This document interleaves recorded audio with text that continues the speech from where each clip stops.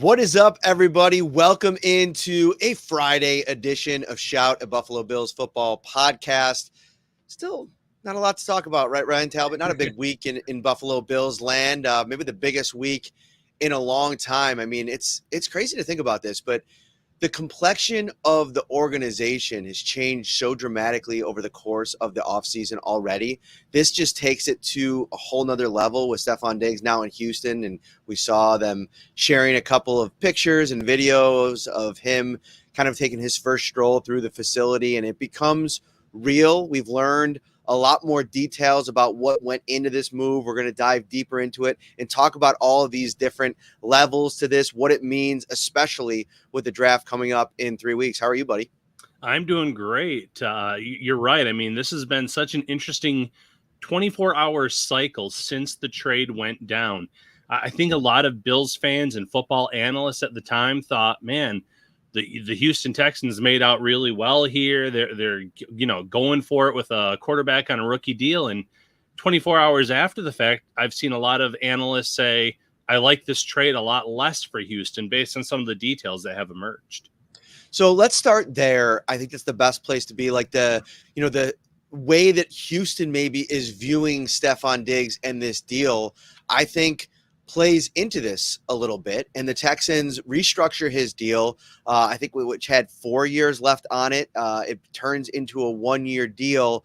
And you mentioned it, a lot of the feedback has been, okay, what does this look like for Diggs this year? Is this an all-in approach for Houston? If you make a trade for Stefon Diggs, and I get it, his age is a little bit advanced, don't you want him kind of in the picture for your young quarterback for maybe a couple of seasons? But they pitch it to him. Take all this money right now. It turns into a 1-year deal. You could become a free agent at the end of this. I think that's a slippery slope for Stefon Diggs, who is coming off of quite a dramatic dip in production last season in Buffalo. Now he's going to have to go learn a whole new offense. CJ Stroud was phenomenal last year, Ryan. But what if he takes a step back? What if everybody doesn't find their roles so perfectly at the beginning and it doesn't go well at the beginning? Maybe Stefon Diggs isn't leading the target share. Now with all those mouths to feed in that offense, Tank Dell, I know he's coming off the injury, but he looked like an elite receiver at times last year. And then Nico Collins, they're talking about a monster extension for him on the other end of his contract. So there's a lot of things that are kind of laced in here. And oh, by the way, maybe this is an indication that Stefon Diggs is a one and done kind of player at this stage of his career. I don't know if anybody wants to invest in the drama that comes along with having him on your team for more than a season. Yeah. So, first of all, Stefon Diggs is a big winner with the 3 voided years from the perspective of he's going to make about $43.1 million according to Over the Cap this year, based on how those void years work, based on it being the first year of that extension money. He's going to end up getting $43 million. That doesn't mean like it's the cap hit or anything like that. So a huge win for Diggs from that perspective. But you just said it. It's a slippery slope for Diggs because of his age, because of his production. So in 2025, when he hits free agent,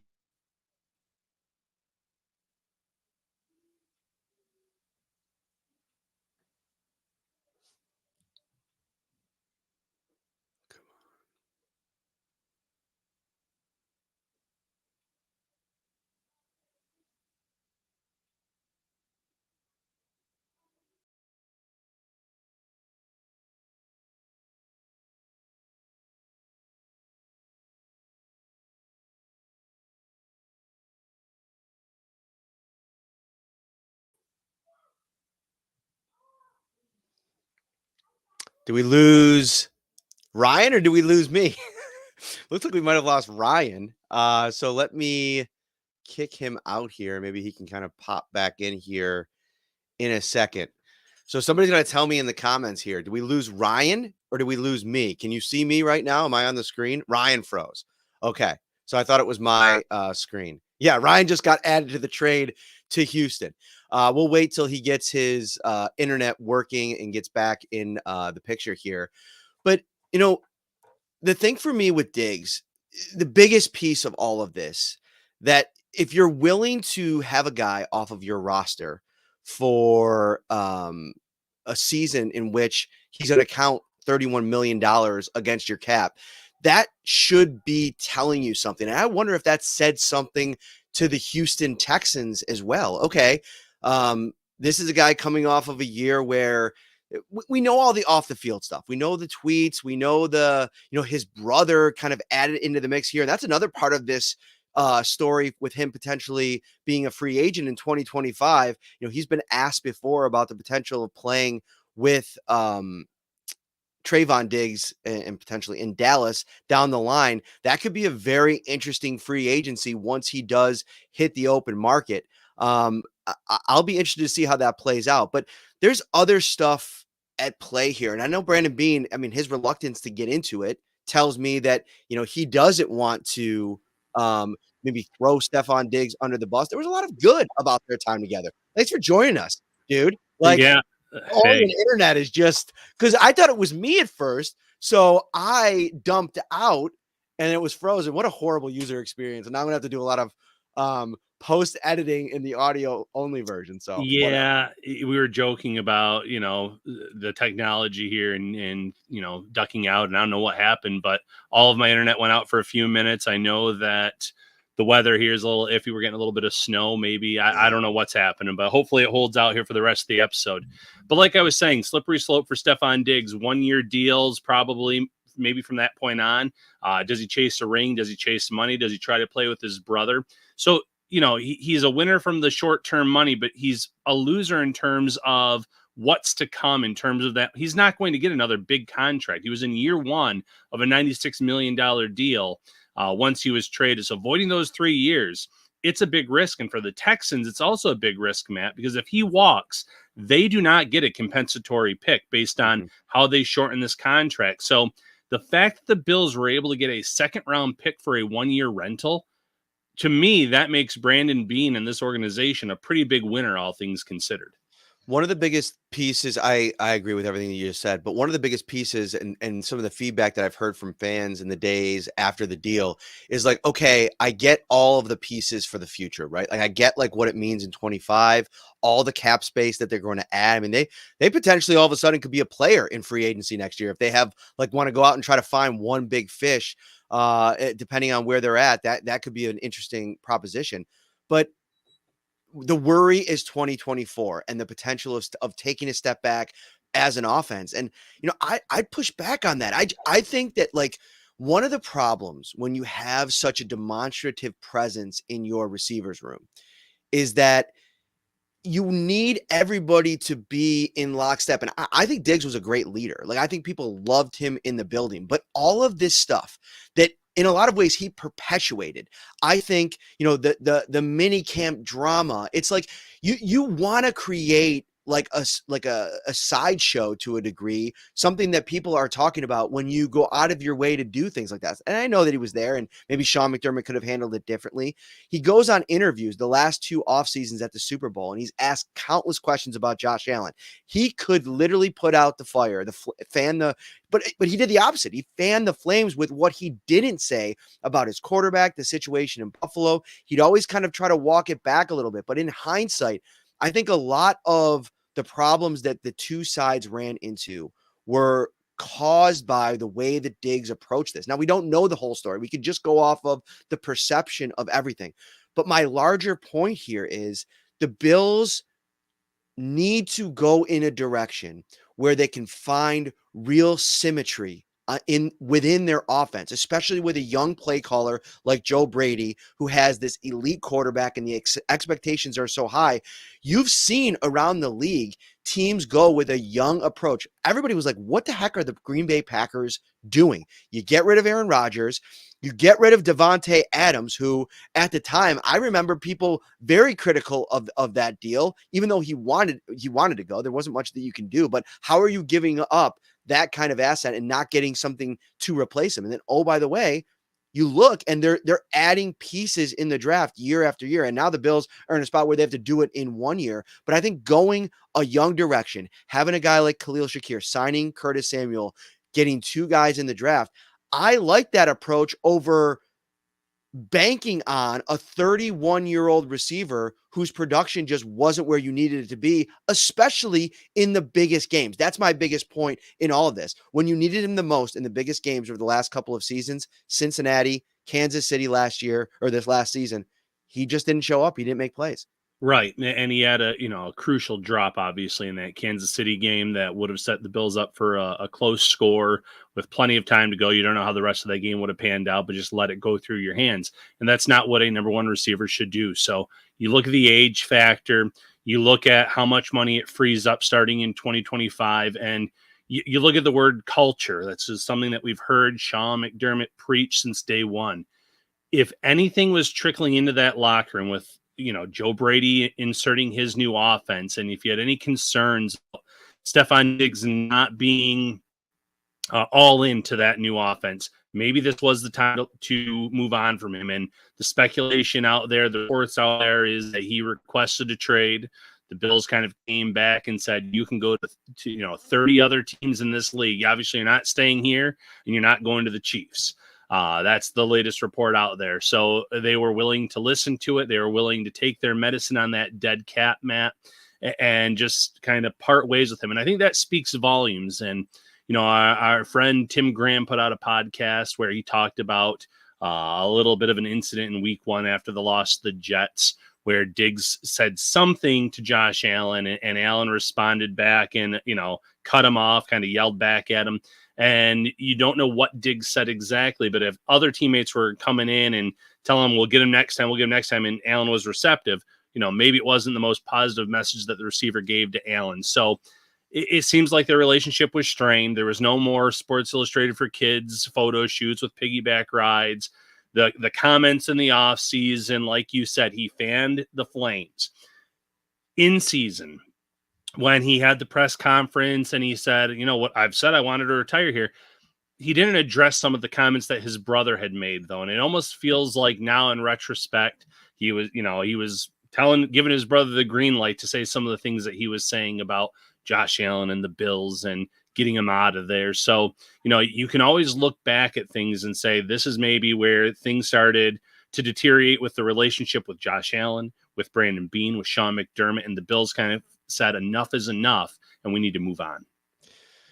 So let's dive into the parameters of seeking a trade. If that ends up being the case, as the report is out there, Brandon Beane didn't want to get into those details, but if Diggs was given the green light to go out and seek a trade, and the only team that was off the table were the Chiefs for obvious reasons, what are your thoughts about him going to Houston? Because in a lot of ways, if you look around the AFC right now, when Joe Burrow's coming off the injury, I think Cincinnati's still going to be a force. You figure Cincinnati and Kansas City and Baltimore, but you really got to consider Houston, if not in that group, in that second tier. I thought their first round playoff matchup when Stroud threw for 3 touchdowns against the Cleveland Browns, that was really impressive. I had the Cleveland Browns winning that game and potentially going on the road and upsetting the Baltimore Ravens. We talked about that on the show.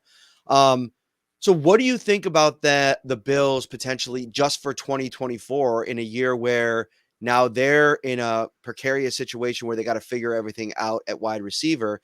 They're adding to the mix in Houston. We talked about the potential downfalls, but the potential hitting on this move and having it work in all these different ways, that's something to consider. And I wonder how much Brandon did consider it before pulling the trigger on this. Have you ever seen the meme that says who want me or who wants me? And it's like 100% no or 100%. I think that's part of it, man. I think Houston was maybe one of the only teams that took the bite or took the dive on Diggs in that contract. That's a lot of money to invest into a receiver, an aging receiver. And we know now what they did in voiding the last 3 years. I think that Buffalo was looking for a certain price, which we found out was a second round pick. But you have to have a partner to trade with. And I think the options were very limited. So to trade him to Houston, there's some risk there. You already mentioned Nico Collins. You already mentioned Tank Dell. CJ Stroud, unbelievable rookie season. Love the coach there. The defense has some pieces. They went all in free agency, adding some really nice pieces as well. but that's still a tough division. I had the Texans as the favorites before this trade. They're still my favorites now.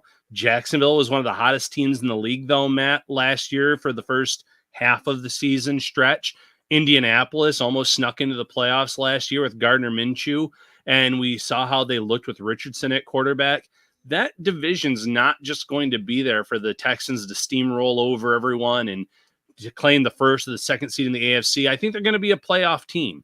And maybe the Bills will face them in the playoffs, which would be high drama. But when it comes to trades, you can only go to the table with teams that are willing to listen and send you something back in return that you think is worthwhile. So the Bills are playing a dangerous game, sending him within the same conference. And we'll see how it plays out. But I think at the end of the day, the Texans were probably one of the only teams that came back to the Bills with an offer. Mm-hmm. So I've been pouring through all of the responses. You did it a couple days ago on Wednesday on the Shout Insider text line. People, flooding that thing with commentary, with questions, with frustrations. There's one particular I want to kind of shout out, but you could become an insider right now by texting 716-528-6727. That'll give you a 2-week free trial. It's $3.99 a month after that. And the Shout text line is brought to you by Carrie C. Beyer, attorney with the law offices of Francis M. Litro, located at 237 Main Street in Buffalo, New York. If you or someone you know is seriously injured, give Carrie a call at 716-852-1234 or check out litrolaw.com. And this is a sentiment that was sent in by our good buddy David Townsend. Diggs signing a 4-year extension, pocketing $16 million at signing, then quitting on the Bills mid-season and then forcing a trade. Wow. Hopefully other teams will shun him. He will no doubt be on his best behavior this year, but he's no good in my eyes. Destroyed his legacy in 2 places now. And it's interesting because if you think about how he left Minnesota and the outpouring of vitriol that was sent about from Vikings fans on Diggs when that happened, this was a really good marriage in Buffalo. It was a necessary marriage in the sense that Josh Allen was able to develop into the quarterback that he is, and I think Diggs played a huge role in that. So there's a lot of good memories, but the legacy that he left in Minnesota, it popped up its ugly head after a couple of seasons. And in a lot of ways, Ryan, this played out almost the exact same way. And it's for somebody that's so determined to win. He sure does a lot of things that makes winning hard. And I know Sean McDermott and Josh Allen are never going to throw him under the bus and necessarily say it. But I think you take all of the stuff that's happened in the games, like 13 seconds, of course. I mean, I'll probably put that into another pile all on its own. But some of these, like the lack of plays that are made in these big time games, those things are just as harmful as some of the discord that was permeated through this team under Diggs's watch as a captain. And that he's got to wear that too. It can't just be you're getting patted on the back for the leadership stuff when you're doing good and guys are pumping you up. You got to take it when there's a level of miscommunication or relationship strain inside the building too. When you look back at this and how things ended in Minnesota and how things ended in Buffalo, there's other GMs, there's other coaches that are looking at this and they're saying the Bills took the highest dead cap hit in NFL history for a non-quarterback to get rid of their number one receiver going into a season where, they've already lost some key pieces. There's already talk about the window closing, and the Bills were willing to do that.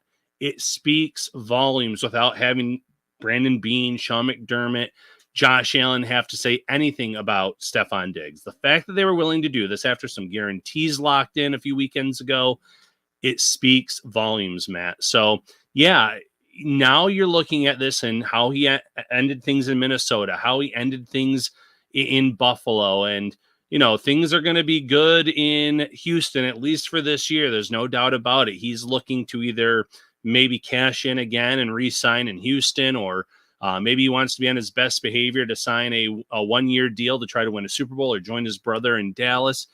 Things are going to be good for 1 year, but as time goes on, there's a pattern here now. And that's concerning if you're a team that's trying to bring in a piece to the puzzle to potentially try to win a Super Bowl. So let's look at this depth chart now. Before we do, I want to look at the Bills wide receiving room and like where's the panic meter going into this draft, and that could kind of like springboard us into the draft conversation here quickly that I want to have. I'm going to give a shout out to our buddy Scott Moranto, an insider as well. He just sent me his wide receiver rankings. I'm going to put that up on the screen in a minute. But before we get into all of this, I got to let everybody know we just had a live show at 29's Kitchen Bar. It was absolutely outstanding. Shout out to Chuck, the ownership group, all of the folks that were there. We had a great time. We even hit a couple golf balls at the end. I got the video to prove it. Ryan doesn't want me to release this video, but listen, on the insider text line, maybe I'll make a private YouTube video of all these clips and I'll send it out to you as a special bonus if you sign up to become an insider. We're getting right back at it, Ryan. We are going to have our live mock draft at Wingnuts 1 week from tomorrow, April 13th, 6 p.m. Come out to Wingnuts, 1402 Millersport Highway. We're going to have a great time. The best wings in Buffalo. And people like kind of push back on me when I say that. Check this out, Ryan. Guess where I went after class last night to get takeout for the kids and Caitlin? Wingnuts. Wingnuts. Got ourselves 30 signature. I'm a sucker for the signature. Sorry. A beef nuts, which gives you the beef on weck and 5 extra chicken wings, and we pounded it last night. So get out to Wingnuts, check out the great food, the great drink selection. They got great beers on tap up at Wingnuts. We're gonna be partying out there, and it's gonna be cool, Ryan, because my idea is to set it up. Got that TV screen that's in the background there. I'm going to HDMI our one computer to that screen, and we're going to run a live draft board. And I have an idea, Ryan. Do any fans that want to come out want to participate and be one of the teams? Like that could be really fun, and we'll get you on the board. We'll get the mic in your face. You can make a pick. You can make a pick maybe in the hopes that a team doesn't take somebody because you want them to fall to the Bills. We can have all those fun conversations. Hit me up on the insider line or on the email mparino at nyup.com. It's gonna be fun, Ryan. It's going to be a blast. Yeah, shout out to 29's, though. Had a great time. First time swinging a golf club in about a decade, and it was ugly at first, but some tips there from the pros. I hit a few nice ones toward the end there, Mr. Parrino. I didn't get any of those on video. Yeah, of course you didn't. Of course, those are the ones that you didn't get. But I apologize, but I am going to post all the other ones. Wingnuts really excited about that. We went there actually on Wednesday after getting all the equipment from your house. We stopped there, and Wing Wednesday, $1 wings if you dine in, and can't beat that deal. So we love that. We're excited to be there for the live draft and mock draft, and Bills Mafia and insiders come out and join us and pick up a team and draft for them. All right. Bills, according to our lads, which I think does a really good job with the latest and updated depth charts. Right now, I don't always agree with how they have this kind of lined up, but let's go through this a little bit. They have the slot wide receiver. The number 1 listed is Curtis Samuel, and I think I might put him at boundary and Shakir in the slot, but there might be an argument to be made that Shakir could go into some type of metamorphosis this offseason. I mean, he's obviously working with Eric Moulds, probably looking to take his game to the next level. I think if there's an ability to separate a little bit more on the outside, that could be really exciting. So they got Samuel at slot. I'd probably switch him with Shakir for now. Andy Isabella still on the roster. Then Shakir, Tyrell Shavers, and KJ Hamler. And then at the other wide receiver spot, they have Justin Shorter and Mac Hollins. So right now, looking at this depth chart, your top 3 wide receivers, according to this depth chart, and of course, we could poke holes in it, Shorter, Samuel, and Shakir.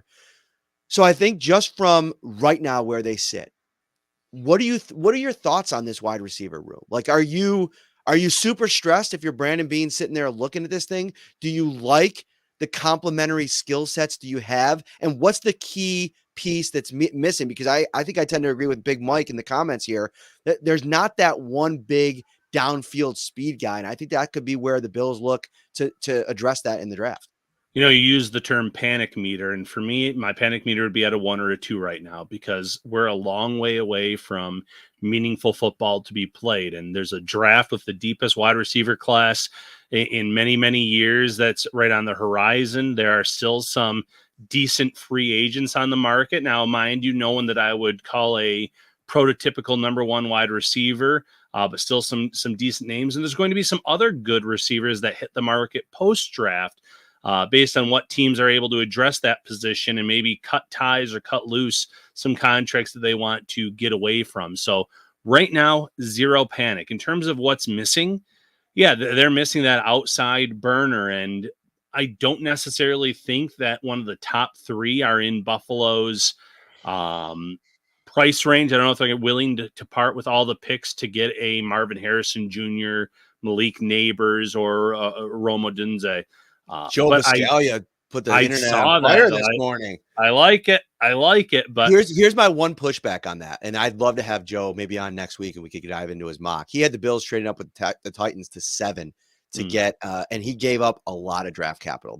The 1 this year, the 2 this year, and 1 of the 4th. So basically, within the first 120 picks, you're getting Malik Neighbors, who he ended up trading up and getting. Now, if you have the conviction for that, I guess I don't necessarily have a huge issue. My trade up idea would be for Odunze, just because I think Joe Marino said this on social media. He seems like more of like a culture fit for the Bills. Like I saw like Neighbors video, that Instagram video where he predicted Brian Thomas would go to the Bills. And I don't know, just the vibe of that, like, I don't know. It just didn't scream process guy to me. But as a player, I mean, he's absolutely electric and lights out. And I think you got to be careful when you're judging those things. And you can't judge a book by the cover. We don't know behind the scenes what kind of makes him up. But we do know that Odunze is like, I mean, dude, the work ethic. I watched that one video that Jeremy shared, the interview that ESPN did with him, and his grandfather who had a bike accident and who had worked on a farm all those years, and he would go spend summers there and was working on the farm. And like, just screams process, right? I mean, that Odunze is really interesting in that way. And Odunze at the combine as well. I believe it was the 3-cone drill. He wasn't satisfied with his time. He was like the last receiver on the field. This guy that's a round 1 lock until he completed it at a time that he kind of was happy with.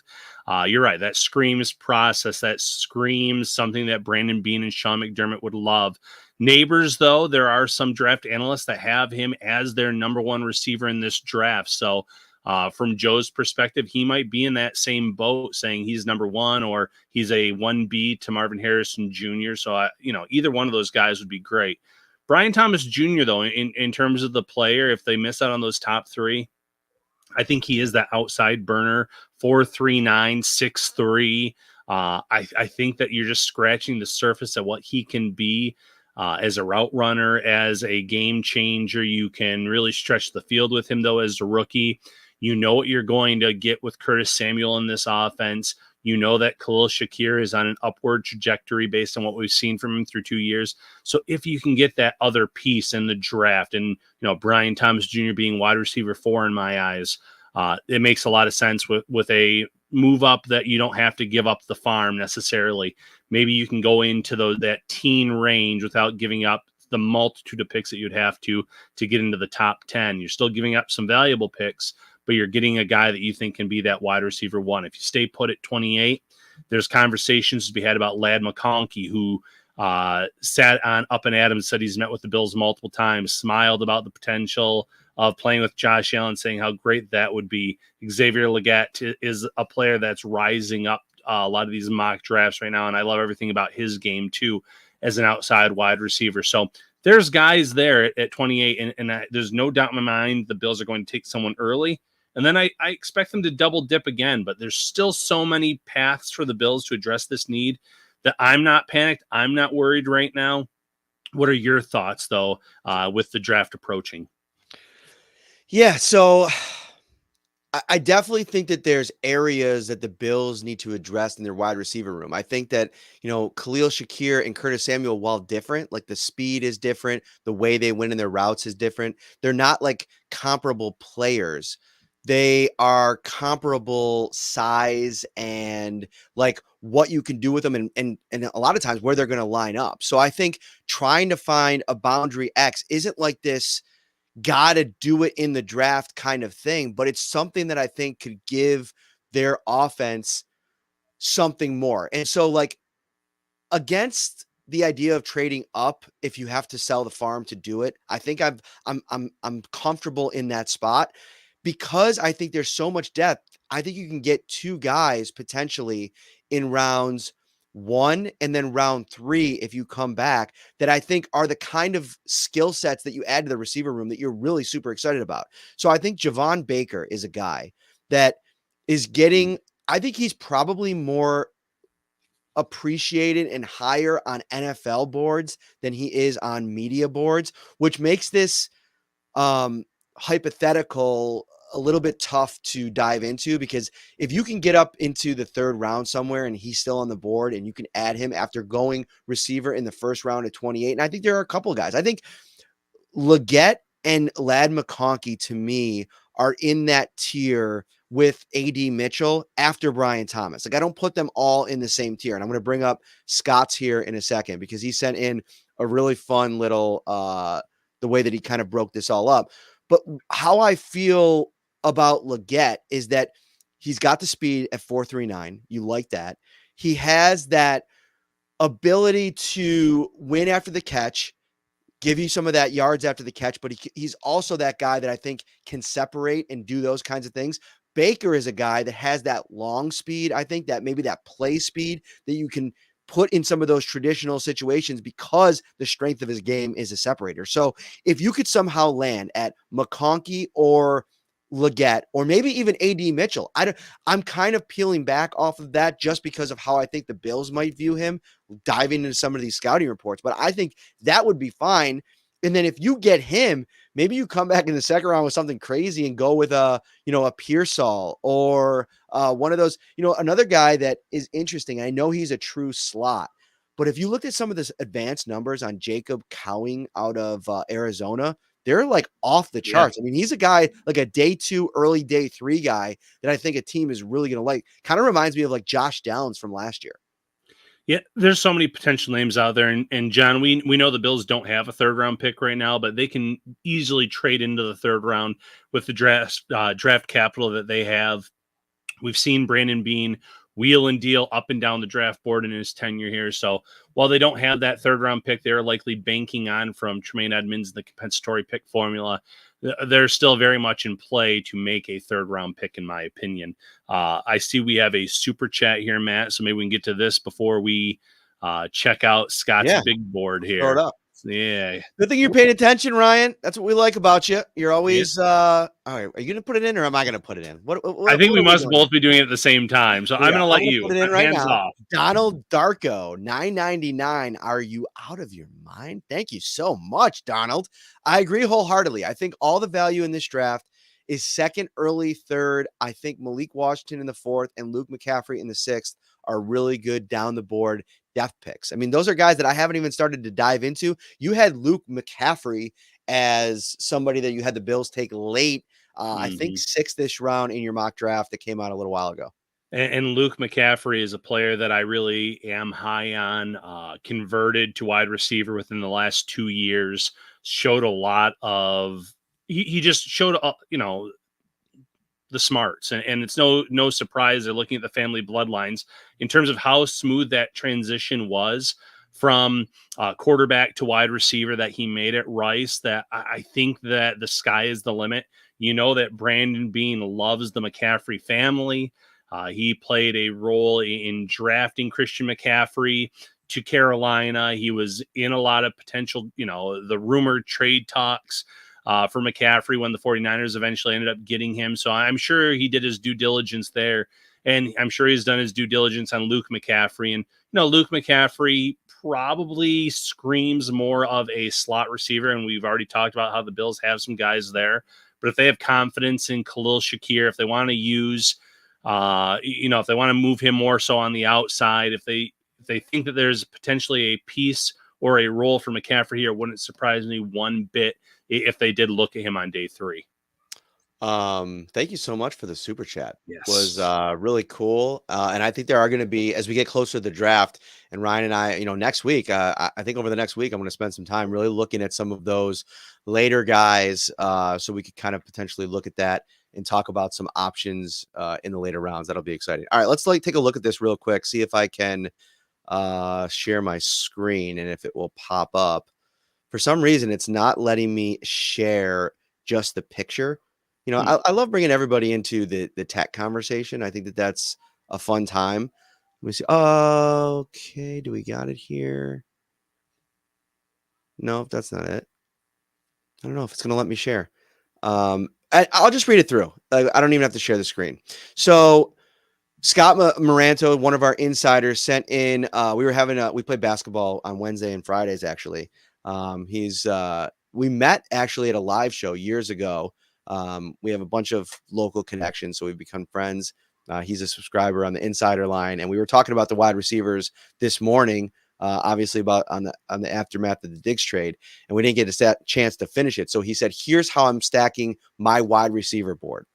Only make a move for one of these three if in some way one of them falls past the Jets at 10. Marvin Harrison Jr., Adunze, Neighbors. Pick at 20." And he put that in there too. We talked about it. I think, to me, the trade up scenarios really become possible outside of that top 10. Yeah. So if the 12th pick comes up and one of those guys is still on the board, that's when I think, if you're Brandon Beane, you really start to think about it. But I think getting up into the top 10, it's going to cost too much. And who knows, maybe there's a player you can throw in. Ryan, what do you think about this? This is something that's been kind of talked about a little bit. And at first I was like, no, I don't think you want to mess around with this. But the more I think about down the line stuff and the potential contract extension that he's going to sign, what would you think about Spencer Brown being added into this and the Bills adding a tackle, maybe early day 3 in a deep tackle class? I think that's smart. I mean, you're protecting yourself from one, Brown maybe playing another high level year where there's going to be a lot of money thrown his way, and maybe the Bills don't feel comfortable throwing that much. And two, why wouldn't you always address the tackle position if it's a deep tackle draft? Brown was phenomenal last year. I'm going to start there. But this is someone that has had a player who has had a history of back injuries. He's had some surgeries already. It's something where you don't want to just bank and assume that he's going to stay healthy year after year. You always want to fill the cupboard, so to speak. And I think that in a deep tackle draft, you'd be foolish not to look at some of these players that could fall into your lap. I know that, they do have some guys that they like. Ryan Vandemark comes to mind. I think that he has shown that he can be pretty solid at left tackle. There was still some issues at right tackle we saw in the summertime. He'll get better with time, though, at both spots, I'm sure. You bring in some veterans. You bring in some competition. Lyle Collins was signed yesterday. I'll be interested to see where they line him up. I think that he's going to be competition for left guard. Based on the contract numbers, we haven't seen the specifics, but if he can get up to $6.75 million, that tells me they're at least telling him you can compete for a starting job on this line. And that's really the only spot that would be up for grabs. So he has experience, though, at right tackle too. You still go out and you add talent. If there's someone that falls in a deep tackle draft, the Bills would be wise to add one to this roster. There's also like Ryan Vandemark. I know that he's left tackle, but he played pretty well in the preseason last year. He's somebody that comes in. I'm actually, like, real quickly, we could shoehorn the Collins signing yesterday. The reports are the deal's worth up to $6 million. I wouldn't be surprised if that's closer to like 2 on the salary cap. Once that comes out, there's probably a lot of playing time incentives that are in that deal. He didn't play all of last season, if I'm not correct, right, Ryan? He missed all of last year. Yes, because he suffered a serious ACL MCL injury in week 16 of 2022 against the New England Patriots.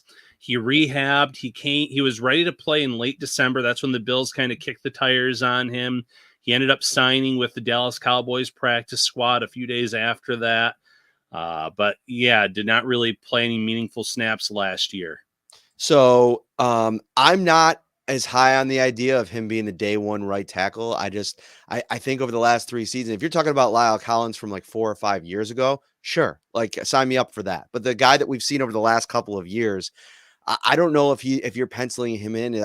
I would maybe even give a Ryan Vandermark the edge on him if Brown was Mhm. removed from the situation. But again, these are all hypotheticals.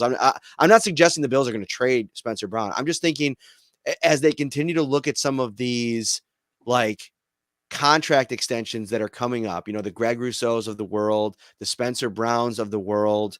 I just wonder, Christian Benford. Dude, Christian Benford has one more big season, and we could be talking about next offseason, the Bills trying to lock him into a big time contract. If he plays, like, if he's now their version of Trey White from a couple of years ago, like if he goes out and puts up, let's say, an all pro caliber season, if he's able to stay healthy, we're talking about a huge extension for him next offseason. And you just have so many of these that you can give out. Exactly. I mean, the Bills freed up some big money by parting ways with Diggs in 2025. They're already set to have a decent amount of money, but they're not going to put themselves in the same situation again where they're having to restructure, redo deals, and there's only so many players that you can sign to big money contracts. Benford, you mentioned it. If healthy, if he can stay healthy, that's the caveat there. He needs to be able to show that. He's been banged up a little bit here, but they found some gems in these late rounds in the past few years. And I think Benford has the potential to be a star in the making. And you don't want to let him walk out the door knowing Russell Douglas is entering the final year of his deal. He's 30 years old. You don't have much else there. So I think cornerback's going to be another higher priority where you pick one or two in the draft. You bring in some UDFAs to kind of compete. That's going to be on the defense side of the ball, one of their priorities. And there's other needs too. So they can't just go and attack, maybe trade all these picks up for a wide receiver that you'd like to in the top 10. But if one falls out of that range, like Scott mentioned, then yes, that's when you do kind of package some picks and make a run at it. But getting into the late teens, early 20s, that seems like the most realistic path to me. And that might be Brian Thomas Jr. I'm gonna just rifle through these. He has pick at 28 or slight move up if necessary for Brian Thomas and Xavier Leggett. I might put Thomas in his own category. I don't know if I'm trading up for Leggett, but listen, if you like the guy enough, I already mentioned how much I like about the versatility of his game. Maybe a couple spots wouldn't be crazy. I'd put McConkey in the Leggett category and AD Mitchell. He has those two with Ricky Pearsall, very high on Pearsall. Ooh. Pick at 28, but prefer to move back slightly. Then he has pick at 60, Troy Franklin and Roman Wilson. A ton of people were not thrilled about my Troy Franklin pick at 60 because the pushback was he wasn't going to be there. But this is literally a deep class, and depending on how you see it, we could live in a world where Javon Baker goes over Troy Franklin. He's one of the Yeah. 4 options that he has in round 3. Jermaine Burton out of Alabama, Jalen Polk, who I think is really interesting out of Washington, and then Keon Coleman. What a interesting prospect that is, because some people have him fringe first round, other people have him in the first round. So thanks to Scott for sending those in. A little shout out to him. Final thought, Ryan, because we got to jump out of here. Final thought, Keon Coleman is a polarizing prospect. Wouldn't be surprised if the Bills were higher on him, not first round high, but maybe second round high on him based on how he actually played on the field versus testing results. But very deep draft class. Javon Baker is another target that I wouldn't mind the Bills adding. Seems to fit in terms of a Stefon Diggs replacement in terms of what he can do. So some intriguing names out there. Bills Mafia, buckle in. Draft is here before we know it. Buckle in and drive to Wingnuts next Saturday, a week from tomorrow. We will be out there for our live mock draft special. If you want to participate in the party, reach out to me on the Insider text line, 716-528-6727. Send me a DM on X or send me an email at mparino@nyup.com. We can chat about that. That's it. He's Ryan Talbot. I'm Matt Parrino. We'll be back next week. Take care, everybody.